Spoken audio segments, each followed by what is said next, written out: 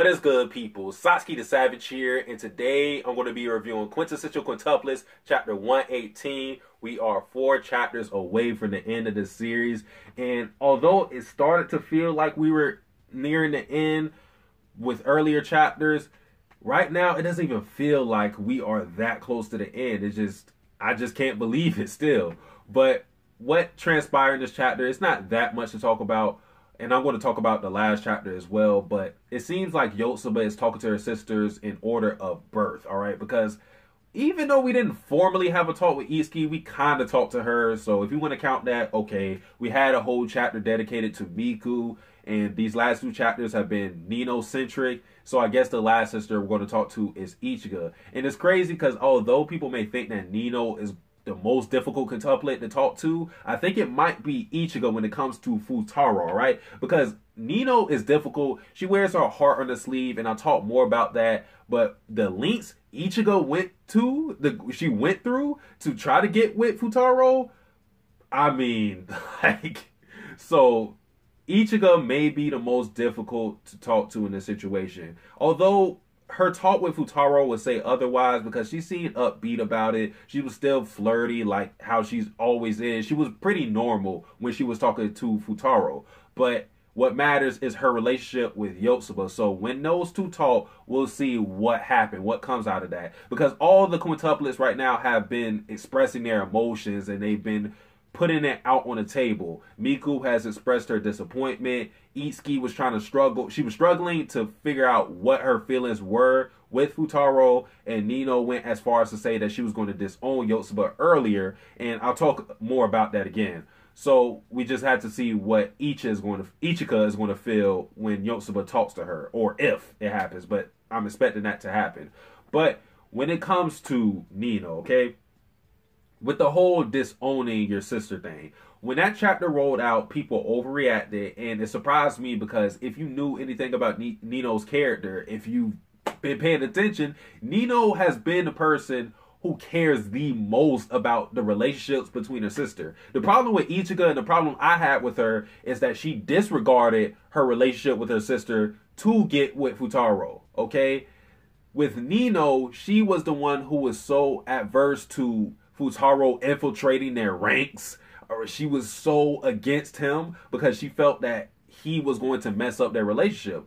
And when the whole disowning your sister thing came into play, I said in my head, I'm going to give her the benefit of the doubt because I'm sure this is just a phase for Nino. Again, she is someone who wears her heart on her sleeve. She's obviously still reeling in from being rejected by Futaro and, of course, Yotsuba actually winning. So it's just a temporary thing, and I was really surprised that people really thought that Nino was going to feel that way forever, or that was going to be a permanent thing.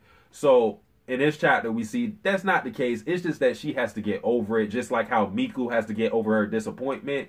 Right now, the quintuplets are not congratulating Yotsuba immediately, which I actually like. It shows that they did care for Futaro, because if you did care for Futaro like that, then it would be hard to accept that he rejected you that quickly, okay? So the fact that everybody is still having their issues with Yotsuba shows that they really did care for Futaro, but the fact that they're still trying to talk to Yotsuba means that they care about her, okay? So I like what we did with Nino, and I love what she said in this chapter where she basically told Futaro, or Yotsuba, that if you slip up, I'm going to swoop in and steal Futaro. Like, that's very Nino-like. She's a person who goes after something that she wants, and she's very upfront about that. And the fact, again, that she's upfront about it is something that I love about Nino. That's why she's my favorite quintuplet. But we Yotsuba game because, you know, we had to be there. But yeah, that's pretty much all I wanted to say with Nino. It was something else I wanted to cover. Something else. Give me a second. Oh yeah, Itsuki. Itsuki is a character who I was so indifferent about for a majority of the series. But I gotta say, Itsuki, I've changed my mind on her. She's a character I actually like. Now, where would I have her? I'll probably still have her in the same place I've had her for a long time, in 4th place when it comes to quintuplets, because, you know, I'm still thinking about, but it's still Nino first, Yotsuba second, Miku third, but I'm really conflicted on where I'm putting Miku because she could be fourth. Because like I said, I really like Itsuki, so it's like 3 and 4 for those two, and then Ichiga's still last. That's not going to change, I don't think. But the reason why I'm starting to warm up to Itsuki more is because of the conflict she had in these past 2 chapters, where she didn't know how she felt about for Futaro, and she realized that it wasn't really that she was jealous.